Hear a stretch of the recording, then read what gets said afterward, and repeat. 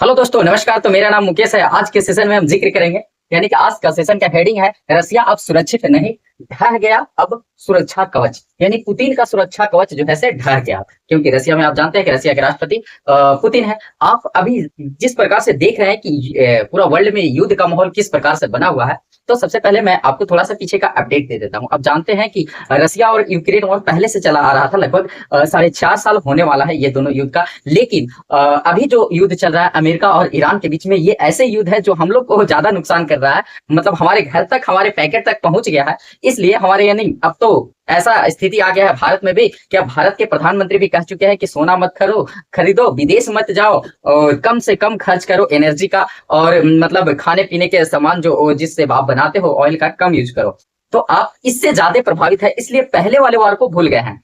आपको याद दिलाते हैं कि पहले भी एक वॉर चल रही थी, उस वॉर को आप क्या किए हैं कि भूल गए हैं। तो अभी अभी मैं आपको थोड़ी सी पीछे का अपडेट देता हूँ। अभी फिलहाल में ही चाइना से घूम करके ट्रंप आए हैं। तो चाइना से घूम करके ट्रंप आए थे, वहां गए, उन्होंने बोला कि खूब अच्छा हमने वहां बिजनेस किया, लेकिन ऐसा कुछ नहीं हुआ। तो वहां से आए तो लोगों ने सोचा कि अब तो कुछ राहत मिलेगी, हो सकता है कहानी स्टेट ऑफ हॉर्मुज खुल जाए, कुछ ना कुछ राहत मिलेगी, पर ऐसा लगता है कि कुछ नहीं हुआ। लेकिन इसी बीच ने यूक्रेन ने क्या किया कि यूक्रेन ने रसिया पर गोला दाग दिया। रसिया पर गोला दागने के मतलब कि लाइन ऑफ कंट्रोल से अंदर जाकर, लगभग 500 से 1000 किलोमीटर के अंदर जाकर उन्होंने मार दिया। ये कहना खुद जेलेंस्की जो यूक्रेन के राष्ट्रपति है, उन्होंने अपना हैंडल से कहा है कि मैंने इस जगह पर मारा, एक जगह पर नहीं, टारगेट किया, अलग अलग जगह को हिट किया उन्होंने, ये उनका कहना है। हालांकि अभी तक समझा जाता था कि यूक्रेन जो है से वॉर नहीं कर सकता, यानी पलट के मार नहीं सकता है, वो सिर्फ अपने पर आया हुआ जो बम उस पर गिरेगी, जो ड्रोन उस पर आएगा, उसको वह सुरक्षित कर सकता है, उसे न्यूट्रलाइज कर सकता है। लेकिन नहीं,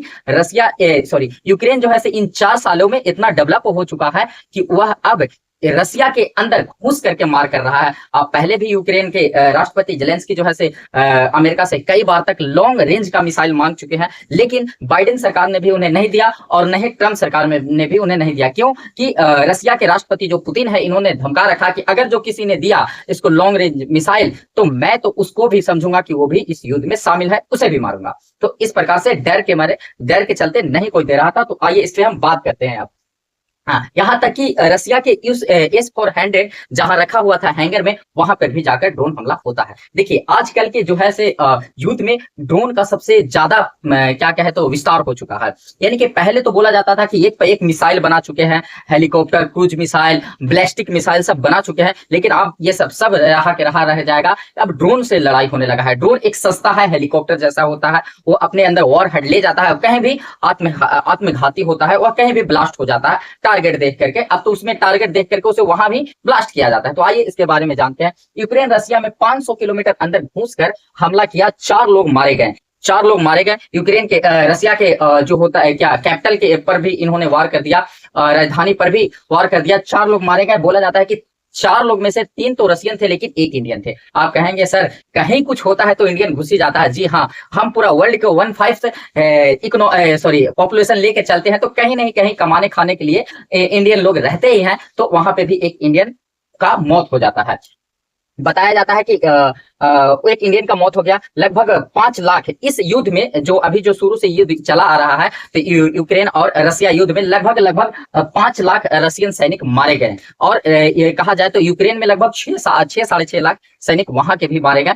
अब ऐसा हो गया है कि रसिया के पास लड़ने के लिए सेना कम पड़ रहा है, तो उसने अलग अलग देश से सेना मंगवा रहा है, ऐसे लोगों को मंगवा रहा है, बिना ट्रेनिंग के उसे उतार दे रहा है। अब ऐसा पहले के मैंने सेशन में आपको बताया है। तो चलिए, S-400 जो अपने भारत जो खरीदा है रसिया से, सुरक्षा कवच है S-400, उसका हैंगर पे भी अब हमला हो चुका है। इसी चलते मैंने हेडिंग रखा कि रसिया अब सुरक्षित नहीं है, ढह गया पुतिन का अब सुरक्षा कवच। तो S-400 पर भी या अब हो गया हमला, यानी कि S-400 जहां रखे जाते हैं हैंगर में, वहां पे भी हमला हो गया। तो कहिएगा कि अब भारत के क्या हो सकता है, यानी भारत की क्या हो सकता है, S-400 मतलब भारत खरीदा है इसलिए भारत पर भी हमला हो जाएगा, ऐसा कुछ नहीं है। आगे ये रूस अधिकारियों का कहना है कि ड्रोन हमले में मॉस्को के 3 लोगों की मौत हो गई, 12 लोग घायल हो गए जो रिफाइनरी में काम करते। अब यहाँ तक कि इन्होंने रिफाइनरी में काम करने वाले लोग थे, उन्हें भी टारगेट क्या कहा जाए, वहां पे ड्रोन हमला होता है तो मारे जाते हैं। यूक्रेन ने क्या कहा इसका टारगेट किया, तो सैन्य ठिकाना को टारगेट किया, ईंधन ठिकाने को टारगेट निशाना बनाया। सोलनिचनोगोस ये जो है से रशियन नाम है, और वोलोडारकोर ईंधन स्टेशन का इन्होंने क्या किया, निशाना लगाया। किसने लगाया, तो ईरान सॉरी यूक्रेन वालों ने। ईरान आ ही जाता है, चूंकि अभी न्यू नहीं चल रहा, ईरान आ ही जाता है, तो यूक्रेन वालों ने इसका निशाना लगाया। यानी कि अब इन्होंने ईंधन जहां से बनता है स्टेशन पर भी निशाना लगाना शुरू कर दिया। आगे आइए जानते हैं। इनका कहना है कि हमने distance travelled near 1000 kilometre from the line of contact, यानी लाइन ऑफ कांटेक्ट से जहां से बॉर्डर है उससे 1000 यानी 1000 किलोमीटर तक अंदर हमने घुस करके मारा है। ये जो है से हमारे देश के लिए एक उन्नति है। वाह जेलेंस्की वाह, तूने पूरा देश समाप्त कर दिया और बोलता है कि ये हमारे देश के लिए उन्नति है। क्या उन्नति कर रखा, क्या मार करके करोगे तुम, क्या लड़ करके लास्ट में क्या बचेगा? तुम्हारे देश में इतना सब नुकसान हो गया, तुम इसका भरपाई कर सकते हो? जेलेंस्की भी अड़े हुए हैं। ये मतलब कहा जाए तो एक जिद्दी किस्म का आदमी है। क्या भरपाई कर लोगे तुम, जो तुम्हारा इतना नुकसान होता है? रसिया ने बोला, रसिया ने क्या बोला, ये सभी जो है से अपने जेलेंस्की हैंडल से बताते हैं कि हमने इतना इतना कारनामा किया। रसिया ने बोला 3000 से ज्यादा ड्रोन न्यूट्रलाइज मैंने किया, और 24 घंटे में 1000 यूक्रेनियन ड्रोन, 8 गाइडेड बम और 2 मिसाइल सिस्टम को हमने मार गिराया। किसने कहा, तो रसिया वालों ने कहा। आप कहिएगा कि सर यूक्रेन इतना ज्यादा हाथी हो गया? जी हाँ, ये 4 साल में यूक्रेन डेवलप कर रहा था अपने पीछे कहीं ना कहीं अपना मिसाइल बना ही रहा था। हम इसके बारे में भी जिक्र करेंगे कि आखिर इसको पैसा कहां से आता है, पैसा कहां से इतना लड़ने के लिए आ रहा है। तो बोला रसिया ने कि हमने लगभग 1000 ड्रोन और 8 गाइडेड मिसाइल और 8 गाइडेड बम और 2 मिसाइल को मारा। तो आप कहेंगे, देखिए आपको पहले याद होगा कि इस युद्ध के शुरू में ही तुर्की से ड्रोन लिया था। कौन लिया था, तो यूक्रेन वाले तुर्की से ड्रोन लिए थे। अब यह तुर्की से ड्रोन लिए थे, तो देखिए यूक्रेन में एक इंजीनियरिंग बड़ा मतलब उत्तम लेवल का है, तो उस ड्रोन से इन्होंने बहुत विकसित कर लिया अपना ड्रोन को, और अब यह ऐसा विकसित कर लिया उस ड्रोन को कि अब कहीं पे भी उससे ज्यादा वॉर हॉट ले जाकर उसे विस्फोट किया जा सकता है। तो इस प्रकार से इन्होंने अपने देश में ही उस ड्रोन को विकसित किया। मैंने सेशन में बताया था कि तुर्की से भर भर के ट्रक में भर भर के ड्रोन आता था। देखिए आजकल जो है से बड़ा बड़ा मिसाइल, बड़े बड़े हेलीकॉप्टर और बड़े बड़े हेलीकॉप्टर से युद्ध होता नहीं है।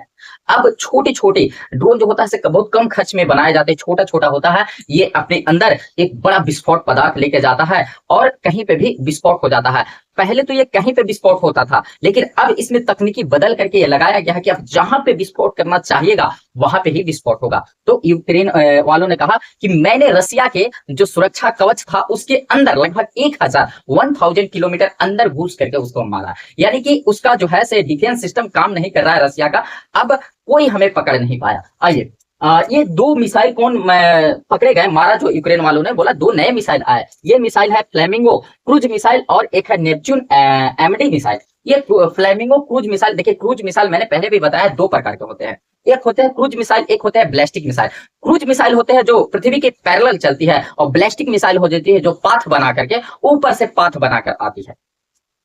हालांकि क्रूज मिसाइल जो है से धरती के पैरेलल होने के कारण ज्यादा दूर तक मार नहीं करता है, लेकिन इसका एक और खास बात है कि यह जो है से रडार में ऑब्जर्व नहीं होता है, यानी रडार इसको ऑब्जर्व नहीं कर पाता है, तब तक यह निकल जाता है। क्रूज मिसाइल धरती के पैरेलल एकदम नीचे से निकल जाता है, लेकिन बैलिस्टिक मिसाइल पाथ बना करके ऊपर से आती है, तो इस बैलिस्टिक मिसाइल को रडार के द्वारा डिटेक्ट कर लिया जाता है कि कोई ऑब्जेक्ट वहां से आ रहा है और उसे हवा में ही न्यूट्रलाइज किया जा सकता है। लेकिन इसका क्रूज मिसाइल का स्पीड जितना ज्यादा बढ़ाएंगे हम, स्पीड जितना ज्यादा बढ़ाएंगे उतना ज्यादा ये ट्रेवल कर सकता है, लेकिन फिर भी ज्यादा दूरी तक के क्रूज मिसाइल नहीं बनाया जा सकता है। इसका कारण यह है कि पृथ्वी के ग्रेविटेशनल फोर्स के कारण ये क्रूज मिसाइल पृथ्वी अपनी ओर इसको खींचती है और उसका स्पीड में थोड़ा सा ह्रास होता है और ज्यादा दूर तक नहीं जाता है और गिर जाता है ये मिसाइल। लेकिन ये मिसाइल जो है से रडार में नहीं आ पाता है, रडार के संपर्क में नहीं आ पाता है। तो ये दोनों मिसाइल, हालांकि ये मिसाइल का के बारे में यूक्रेन ने बताया था 2026, अभी भी 2026 ही चल रहा, तो 2026 के शुरू में यानी जनवरी फरवरी के माह में ही बताया था। अब तो ऐसा किया कि इन्होंने चला ही दिया, यानी यूक्रेन वालों ने चला दिया। एक आया फ्लैमिंग, इसका नाम है फ्लैमिंगो क्रूज मिसाइल। अब मैंने क्रूज मिसाइल और बैलिस्टिक मिसाइल के बारे में अच्छा से पीछे भी समझाया, अभी भी समझा दिया। इसका रेंज जो है 3000 किलोमीटर। अब पहले ऐसा होता था कि यूक्रेन के पास 1000 किलोमीटर की मिसाइल नहीं थी, अब यह 3000 किलोमीटर के और क्रूज मिसाइल, बैलिस्टिक मिसाइल तो मान सकते थे लेकिन क्रूज मिसाइल बना लिया। अब क्रूज मिसाइल बना लिया, ये 4 सालों 4.5 साल में लगभग अपने आप को इतना डेवलप किया। ये रेंज 3000 किलोमीटर है। ओवरहेड मास लेकर के जा सकती है, यानी कि विस्फोट करने के लिए विस्फोटक पदार्थ लेके जा सकती है लगभग 1000 केजी से 1150 केजी के लमसम ये लेकर जा सकती है। इसको गाइड कौन करता है? तो सैटेलाइट नेविगेशन के थ्रू इसे गाइड किया जाता है, यानी सैटेलाइट के थ्रू इसे देखा जाता है कि कहां पे इसको ले जाके विस्फोट कराना है, कहां पे इसको ले जाके गिराना है। अब यूक्रेन वालों इतना तक आगे पहुंच गए कि यह सैटेलाइट नेविगेशन का प्रयोग करने लगे हैं अपने मिसाइलों में, और इसे जहां पर विस्फोट करवाना है वहीं पे ले जाके विस्फोट करवा रहे हैं। आइए, एक और मिसाइल का नाम है नेपच्यून मिसाइल। हालांकि इसका रेंज ज्यादा नहीं है, अबाउट लगभग 200 मील इसका रेंज है, लेकिन यह वॉरहेड 2000 पाउंड लेकर के जा सकता है। इसमें वॉर, तो ये दोनों मिसाइल को न्यूट्रलाइज किया किसने? रसिया वालों ने बोला कि हम ये दोनों मिसाइल को न्यूट्रलाइज किए हैं। रसिया ने कहा हम बदला लेंगे। रसिया ने कहा देखिए मेरे देश में अंदर मेरे कैपिटल में, मेरे राजधानी में घुस करके मारा गया, इतना कुछ नुकसान हुआ। तो इस प्रकार से रसिया ने दिखाया और लास्ट में एक शब्द बोला कि मैं इसका बदला लूंगा। जी हाँ, मैं इसका बदला लूंगा। तो आप कह सकते हैं कि सर ऐसा है कि मतलब यूक्रेन वाले उठ पट के आ गए, मार दिए इसको, मतलब कि यूक्रेन वाले मार दिए इसको डायरेक्ट? नहीं भाई, ऐसा कुछ नहीं है। ये वॉर चल ही रहा था, ये युद्ध चल ही रहा था, लेकिन इसका कोई कारण है, आइए हम बताते हैं। अभी आपको थोड़ी सी पीछे आते हैं। रसिया ने, देखिए, रसिया ने 9 मई को विक्ट्री डे मनाया। ये विक्ट्री डे क्या होता है? तो 1945 में जब सेकेंड वर्ल्ड वॉर समाप्त हुआ था, 1945 में जब सेकेंड वर्ल्ड वॉर समाप्त हुआ तो विजय प्राप्त हुआ सोवियत संघ का। अब सोवियत संघ में बहुत सारे देश, लगभग 14-15 देश आते हैं, उसमें यूक्रेन भी आता था। हालांकि अभी टूट गया है, लेकिन यूक्रेन भी आता था। तो ये विक्ट्री डे मनाया। हालांकि पहले विक्ट्री डे नहीं मनाया जाता था, लेकिन अब विक्ट्री डे लगभग 20 साल तक विक्ट्री डे नहीं मनाया, यानी कि विजय दिवस के रूप में अब विक्ट्री डे मनाया जाने लगे। जिस प्रकार से अपने देश में 15 अगस्त को हम स्वतंत्र दिवस और 26 जनवरी को हम गणतंत्र दिवस मनाते हैं, उसी प्रकार से ये स्वतंत्र दिवस और गणतंत्र दिवस हम इसलिए मनाते हैं कि हम अपने सैनिकों को, हम अपने लोगों को और हम अपने जो हमारा सैन्य अभ्यास सब दिखाना चाहते हैं कि हमने पीछे कैसे संघर्ष किया है और किस प्रकार से हमारा देश अड़ग रहा है और किस प्रकार से हमारे सैनिक लड़े। तो इस प्रकार से इसे याद किया जाता है और हमारे सैनिकों को अपडेट किया जाता है कि हमें भी उस प्रकार से रहना होगा। तो इन्होंने विक्ट्री डे मनाया, लेकिन कहा जा सकता है कि उस समय सोवियत संघ में अकेले नहीं रूस लड़ा था। सोवियत संघ में लगभग यूएसएसआर में लगभग 15 देश ये थे, लेकिन अमेरिका, फ्रांस, ब्रिटेन और यूएसएसआर आता था। लेकिन अभी ये देश ये विक्ट्री डे न मनाते हैं और ना यूक्रेन विक्ट्री डे मनाता है, क्योंकि यूक्रेन भी यूएसएसआर में आता है। आइए आगे बात करते हैं। जैसे ही ये पुतिन ने घोषणा किया कि हम विक्ट्री डे मनाएंगे, जैसे ही यूक्रेन ने कहा, यूक्रेन के राष्ट्रपति जेलेंस्की, वो कहां पीछे रहने वाले हैं भाई, वो तो एक नंबर क्या एकदम जिद्दी आदमी है, वो कहां पीछे रहने वाला है। यूक्रेन ने कहा हम यूरोप डे मनाएंगे, क्योंकि हम यूरोप को हमले से बचाते हैं, यूरोप हमें साथ देता है। ये यूक्रेन के जो राष्ट्रपति है, ये जेलेंस्की बोले कि हम यूरोपियन डे मनाएंगे, क्योंकि हम यूरोप को सुरक्षा करते हैं, यूरोप को मतलब सुरक्षा हमले से बचाते हैं और यूरोप हमें साथ देता है, हम यूरोप डे मनाएंगे। इस बीच में रसिया ने कहा, और रसिया ने क्या कहा? रसिया ने कहा कि 9 से 10 मई को हम कोई हमला नहीं करेंगे, यानी कि सीज फायर का घोषणा करते हैं, हम कोई हमला नहीं करेंगे। इसी बीच ट्रम्प साहब घुस गए। अब ट्रम्प साहब घुस गए, बोले रसिया के राष्ट्रपति पुतिन से, देखो भाई एक दिन और बढ़ा दो, एक दिन और बढ़ा दो। एक दिन और बढ़ाने के चक्कर में रसिया के राष्ट्रपति पुतिन एक दिन और 11 तारीख तक बढ़ा देते हैं, और उसमें भी ट्रम्प फुटेज खा जाते हैं क्या कि देखो हमने एक दिन और बढ़वा दिया, एक दिन और बढ़वा दिया सीज फायर, अब आगे चल के कुछ दिन में हमने इस युद्ध को समाप्त कर देंगे, यानी शांति के माहौल में ला देंगे। इससे वो पूरा फुटेज खाए, मैंने पूरा फुटेज खाया। तो इस प्रकार से इन्होंने विक्ट्री डे मनाया, क्यों?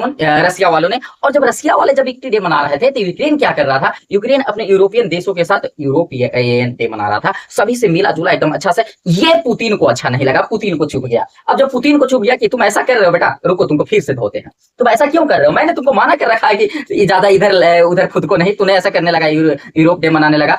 ये भाई वो यूरोप में आ गए और उन्होंने क्या किया कि रसिया ने 12 मई को, जैसे ही खत्म हुआ भाई 11 मई को सीज फायर, वैसे ही रसिया ने 12 मई को यूक्रेन पर 200 ड्रोन दाग दिया, और 200 ड्रोन दाग करके यूक्रेन को छलनी कर दिए। यूक्रेन के राष्ट्रपति फिर आते हैं बाहर, उन्होंने भाई मुझे फिर मारा, 3 दिन के लिए यह रुक गया था, लेकिन 3 दिन के बाद फिर मुझे धोया, दम तक धोया, बहुत मारा। रसिया वालों ने कहा तू बेटा धो ही जो कुछ है, तुम्हें धोया ही जाएगा, तो फिर मारा। अब बोला भाई कौन? तो यूक्रेन बोला इसका बदला हम भी लेंगे, ले लो। इसका बदला हमें लेंगे। 13 मई को यूक्रेन ने रसिया के एनर्जी साइट्स पर अटैक कर दिया। यानी वो बोला एक दिन तुम मारो एक दिन हम मारेंगे, एक दिन तुम मारो एक दिन हम मारेंगे, एक दिन इन लोग ड्रोन मारा मारी खेल रहे हैं। तो ये 13 मई को, वो 12 मई को मारा, ये 13 मई को मारा। 13 मई को एनर्जी साइट पर रसिया के एनर्जी साइट पर अटैक हो जाता है। किसके द्वारा? यूक्रेन के द्वारा। बोला कि हमने एनर्जी साइट पर अटैक, और मार करके कहता भी है कि हम वहां मारे हैं ड्रोन से। गजब के भाई, ये हमने एक दिन तुम मारो एक दिन वो मारे, एक दिन तुम मारो एक दिन ड्रोन इन लोग खेल रहे हैं। एकदम गजब के युद्ध चल रहा है, अभी समझ में नहीं आ रहा है।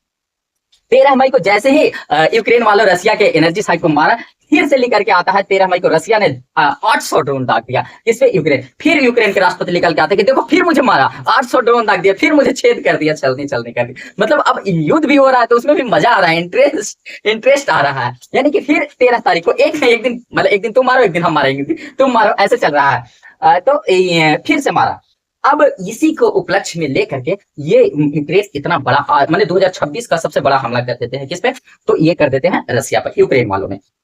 देखिए ऐसा बात है कि यूक्रेन के जो राष्ट्रपति जेलेंस्की अब समझ चुका है इस वॉर के इस वॉर जो हो रहा है, वर्ल्ड वॉर नहीं, जो रसिया और यूक्रेन युद्ध हो रहा है, इसमें अब उन्होंने समझ लिया है। अब वो पैसा कमा रहे हैं, क्योंकि अगर जो उनके देश में 5 साल में अगर जो चुनाव हो जाते तो हो सकता है कहीं हट जाते, लेकिन ये 5 साल से अब जब तक युद्ध चलेगा तब तक ये सत्ता में रहेंगे। 4.5 साल तो हो गया, लगभग 5 साल इनको पूरा होने वाला है। तो अब जब तक ये रहेंगे, तब तक, जब तक ये युद्ध चलेगा तब तक सत्ता में रहेगा। उन्होंने कमाल का एक सोर्स बना लिया। देखिए यूक्रेन ने यूरोप को डरा करके रखा। क्या डरा करके रखा? कि देखो हम जहां मरे तहां तुम लोग पर हमला होगा, यानी हम जहां मरे, यूक्रेन जहां समाप्त तहां तुम लोग पर हमला होगा। इसलिए तुम लोग हमें लड़ने के लिए क्या दो? पैसा दो। तुम लोग हम लोग लड़ने के लिए क्या दो? पैसा दो, हम तुमको सुरक्षा करें। यानी हम पे मार खा रहे हैं, हमें मार खा रहे हैं, तुम कहाँ लाएगा? लेकिन ये जो है ये यूक्रेन के राष्ट्रपति जेलेंस्की, इसको इतना समझ में नहीं आता कि हमारा सिविलियन इतना तंग हो रहा है, इतना परेशानी हो रहा है, इतना मतलब इतना देश आगे था यूक्रेन देश, कि यूक्रेन देश में टेक्नोलॉजी के मामले में अभी भी जो हमारे जहाज, हेलीकॉप्टर और मिसाइल में जो इंजन यूज होते हैं वो यूक्रेन से आता है। यूक्रेन में इंजीनियरिंग के लेकर बहुत ज्यादा, डॉक्टरी के लेकर के वहाँ बहुत सस्ता पढ़ाई होता था। भारत से भी लोग वहाँ डॉक्टरी के पढ़ने जाया करते थे। लेकिन इसको अब कुछ नहीं लोग रहा है, इसको लोग रहा है कि अब युद्ध से लाभ हो रहा है। क्या लाभ हो रहा है? देखिए ये इन्होंने यूरोप को ड्रा करके रखा कि तुम हमें पैसा दो लड़ने के लिए, ताकि हम जो है उससे लड़ते रहे, तो सुरक्षित रहो। तो क्या हो गया है कि एक फंड बना लिया है इन्होंने, और लगभग $4 बिलियन इनको, $4 बिलियन मिलता है इनको फंड के नाम पर, यानी कि युद्ध लड़ने के नाम पर। अब इन्होंने कह दिया कि अब और पैसा की जरूरत है, मुझे और पैसा चाहिए। तो इस प्रकार से ये जो है से यूक्रेन को तबाह करके रखा है ये जेलेंस्की। जेलेंस्की जो जिद्दी किस्म के ना होता है, जिद्दी किस्म के है राष्ट्रपति यहाँ के, एकदम जिद धरले है, हो रहा है, सो हो रहा है। लेकिन इसमें इसका कितना बड़ा नुकसान, हालांकि देखिए इसका नहीं, यूक्रेन रसिया का भी नुकसान हुआ। ऐसा बात नहीं है कि दो देश जब लड़ते हैं तो एक ही देश का नुकसान, दोनों देश का नुकसान होता है। तो आज के लिए इतना ही। जय हिंद।